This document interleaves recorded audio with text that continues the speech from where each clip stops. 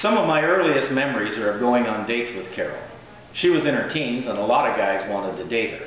Well, if a guy wanted to take her out, little brother David was part of the deal. If he couldn't handle that, there were plenty of other guys waiting in line. Several of them knew how to keep a nosy little brother occupied, have him read the road signs. Thanks to them, I learned to read by the time I was 3. When I was 8, she married Lynn and moved away. I offered to come live with them and was even willing to sleep between them. For some reason they said no thanks. Go figure. My strongest memories come from many years later. My 2 nephews and I were teenagers now, and we were driving around looking for something to do. Out of the blue, somebody said, "Why don't we go drop in on Lynn and Carol?" We all looked at each other. Nobody had a better idea, and it might be a fun way to fill a couple of hours. So we did. A couple of hours turned into a couple of years. There was always something to do, laughter abounded, and we all loved the kids. Her place became our main hangout.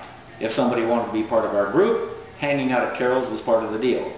If a girl wanted to be girlfriend to one of us, she had to like going there. If she didn't, there were plenty of other girls out there. I never found them. That's another story. But spending time at Carol's house was non-negotiable. It was what we did, and that was that. I couldn't define it at the time, but at her place we felt safe. We kept going back not only because we always had fun, but because it was a haven. Someplace we could go and be safe from all the other things we might get drawn into. Things that could get us into trouble or worse. My dad really didn't like the idea of us spending so much time there, but we all knew why. He hated the fact that she let us smoke. But I think she understood something that he didn't.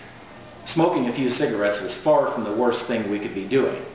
And while we were at her place, we were safely insulated from those other worst things. At various times, my teen years got pretty turbulent. The worst was when I had my tonsils out at 17, and as a result of the medications they gave me, wound up addicted to barbiturates. It probably isn't surprising that my drug problem came to a head at her place. She finally took the pills from me and doled them out to me under strict supervision, and she single-handedly got me off them and got me clean.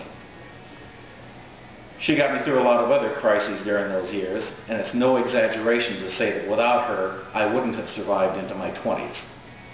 I've often said that I had to get out of California because it kept trying to kill me. She's the reason it didn't. As I brought up my own children, I've tried to follow her example and have my house be a safe haven for my daughters and their friends. These days, when a handful of college-age kids pop in the door unannounced, not even bothering to knock, it's almost like deja vu, and I love it. I hope in some way I'm taking one of the greatest gifts she gave me and passing it on. This is part of your legacy, Carol, and I'll always love it.